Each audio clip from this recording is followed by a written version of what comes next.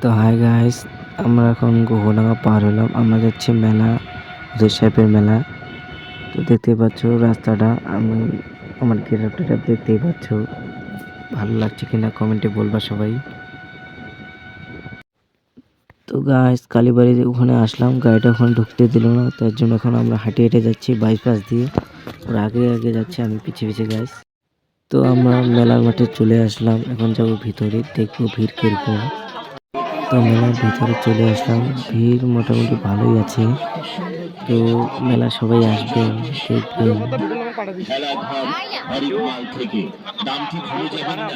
এখন যাবো, জিনিস কিনবো, আবার কিনে টিনে ঘুরবো। এখন তো ঘুরতেছি, আবার ঘুরবো। প্রীতম তো বলতেছি এটা নিবো ওটা নিবো তখন থেকে।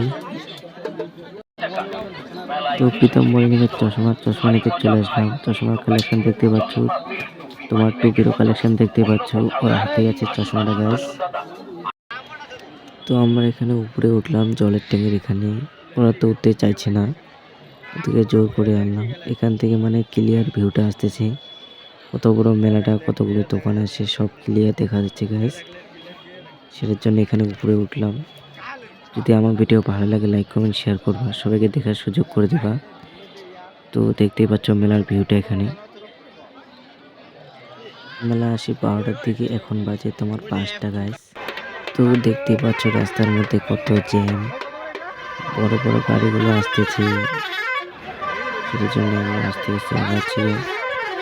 পুরো জ্যাম লেগে যাচ্ছে রাস্তাটার মধ্যে,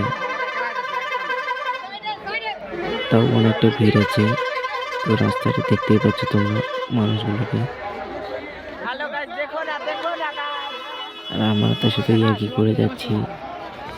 তো প্রীতম বলে তোমাদেরকে কি বলবে, ও বলতে যাচ্ছে ভিডিওটাতে লাইক করবা, সবাই চ্যানেলটা সাবস্ক্রাইব করে দেবা। তো আমরা এখন যাচ্ছি বাড়ি, রাস্তার মধ্যে আছি, হাতের মধ্যে আছে জামা কাপড়, পিছনে আছে তাও। সেটার জন্য আমার ক্যামেরা একটু খোলা টাইপের আসতেছে গাইস, সেটা কিছু মনে করবা না।